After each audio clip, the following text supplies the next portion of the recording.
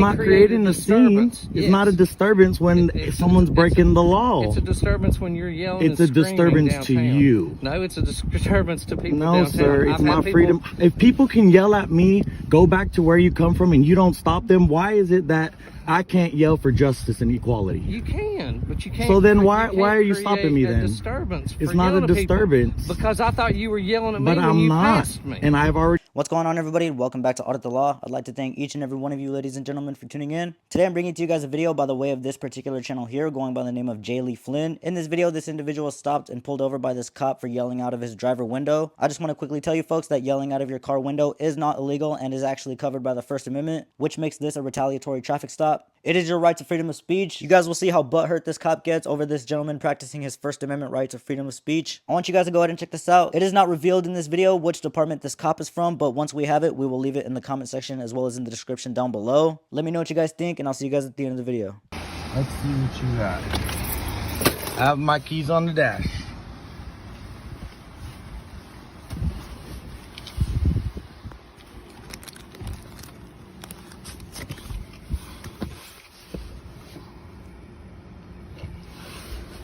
Hey, how you doing? Hi, why'd you touch my back of my car, sir? Because I do that to every vehicle in case something happens. Exactly. But my keys are right here. Okay, that's fine.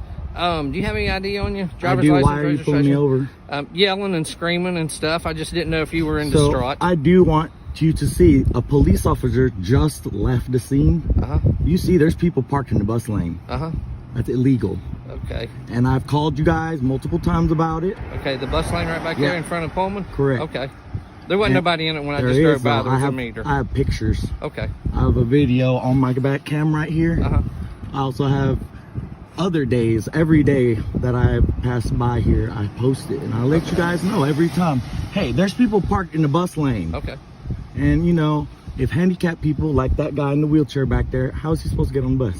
Absolutely, I understand. So you have your ID just so I know who I'm talking to real quick? I don't need to ID myself. Well, I do. I need to identify you. I haven't done anything wrong. You've been yelling and screaming and hollering, and I just didn't know if you were in distraught. And I wasn't. And and you've already conducted your investigation, seen that I was distraught because people were breaking the law. But I still have to know who you are. Why? Because I need to know who you are. This is not a stop and ID state. Yes, I have to identify. It's not a stop and ID state. Who I'm talking to. This is where we got to pause the video and remind everyone that there is no such thing as a stop and ID state. In all 50 states, cops still need reasonable articulable suspicion to demand identification. And they also need SAF, a single articulable fact that you've committed a crime, like a witness pointing to you and saying that's him. This is what they did. The quicker that everyone begins to understand that, the better it will be. There is no such thing as a stop and ID state. I know you have to know who I'm talking to if I've committed a crime, sir. Well, I needed to find out what the issue was because you're yelling and you know what it is. And I didn't People know are if you breaking the hollered at me law. whenever you drove by me. And I get pulled over for little stuff like this. But yet you're not holding the person over there accountable for them breaking the law every day. I do write tickets over there. Well, then why aren't you over there writing a ticket for that person? Because why I are you thought pulling you me yelled over? at me when you passed. I'm not yelling at you.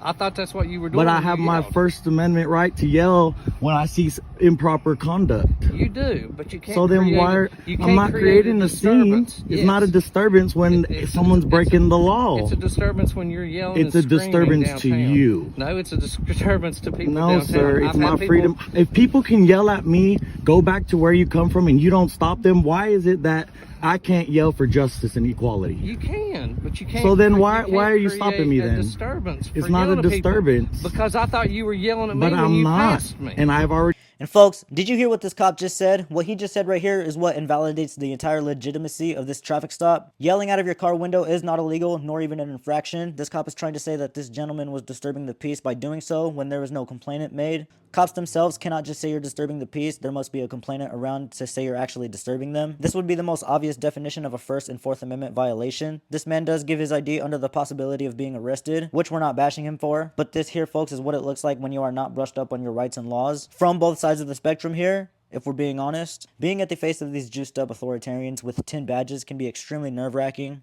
Identify that to you. So that's fine. So I need to identify who I'm talking to. Why? And as soon as you give me your ID, I haven't done anything wrong. As soon as you give me your ID and I know who I'm talking to, then we leave because I know everything is fine. There you go. Okay. All right. Mr. Flynn? That's correct. All right.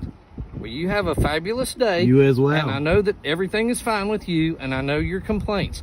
But let me give you a little heads up. If you have a complaint about somebody parking in the I've bus called stop, you all multiple times about let me that. explain to you.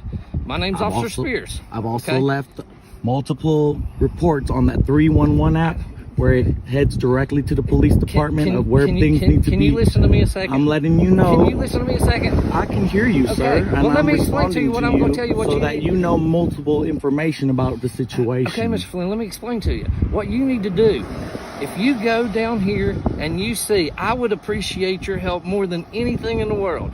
If there's something going on downtown, that's my job. I'm the downtown policeman, okay?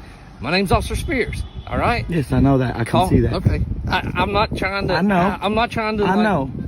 I just want you to be aware that I've called multiple times. It's an ongoing issue. It's an everyday thing, and people have threatened me on the subject, and I've been approached saying that no, you should leave your car in the bus zones just so that I can prove to you that the police ain't gonna do nothing. I'll leave my car there all day. We do write tickets there. I can assure you that I write tickets The there. only time I've ever seen people get ticketed is when I start to make a complaint. No, I write tickets there all the time. I'm glad that you do. Go in there I'm and ask the happy people that at you do, Starbucks.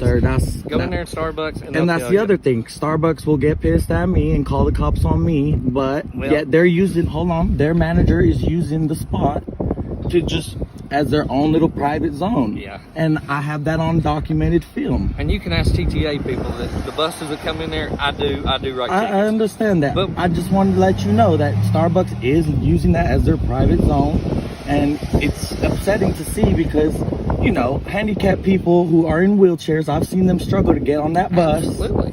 And I'm happy that you're writing tickets, Absolutely. sir. Absolutely. Handicap spaces, period. That's my an job. everyday issue. If you see something going on, call over to 911. Let them know. I do. Now let me finish. Give me a second, man. You got to let me finish. Tell them that you talked to Officer Spears and that I was wanting you to call in and let them know. I work Monday through Friday, 8 to 4, okay? Let them know, say, hey, there's a car parked down there. I will be more than happy to drive by there and I'll give them tickets, okay? But you have to make sure that you do it between 8 and 4 because that's the days I work, Monday through Friday. That's all right? fine. I don't work during the weekends. But just call in and say, hey, I'd appreciate your help more than anything, okay? Like, I get it, the bus ain't running. I don't, but Hey, yeah, eight I understand. to sir. 4. Call over there and tell them, say, hey, I spoke to Officer Spears. He wants me to call in and let you know that this is going on. And then they can relay the message to me. I can go down there and I can write the tickets. I would appreciate your help. That's what I'm supposed to be doing, all right? It's cold out here, all right? You have a great day. Can you do that for me? You as well. All right. Appreciate it. You Be take safe. care. And that's all she wrote for this one, folks. I think it's pretty clear that this cop was so obviously butthurt with this gentleman's First Amendment rights. This is a big problem I believe we have within police and sheriff's departments in many different places all over the United States. We are still seeing videos on a daily basis where cops strongly believe it is mandatory to violate every single individual's rights they come across by asking for their ID. Which is why our duty to expose this kind of behavior and educate you people out there on the rights you have in certain parts all over the world continues. If you guys have not yet already, please do be sure to hit the like and subscribe, as well as the bell notifications down below for future videos. But of course, more importantly, I want you all to head over to this channel and give him the credit he deserves. Before we get out of here, folks, I'm going to go ahead and inform you guys on the first law of the land. The First Amendment protects your rights of freedom of speech, freedom of press, freedom of religion, freedom of assembly, and the freedom to petition your government for a redress of grievances. Now, obviously, this doesn't apply to those watching from different countries such as the UK or Canada, so it is best to stay brushed up on your rights and laws from no matter where you are. Remember, folks, that a judge in a court of law once said that if you don't know your rights, you don't have any rights. That is the justice system we live in today and have been living in for decades. Once again, I'd like to thank each and every one of you ladies and gentlemen for tuning in, and I'll catch you on the next one. Peace. Oh, you are not subscribed. Do it now or get off YouTube, bitches.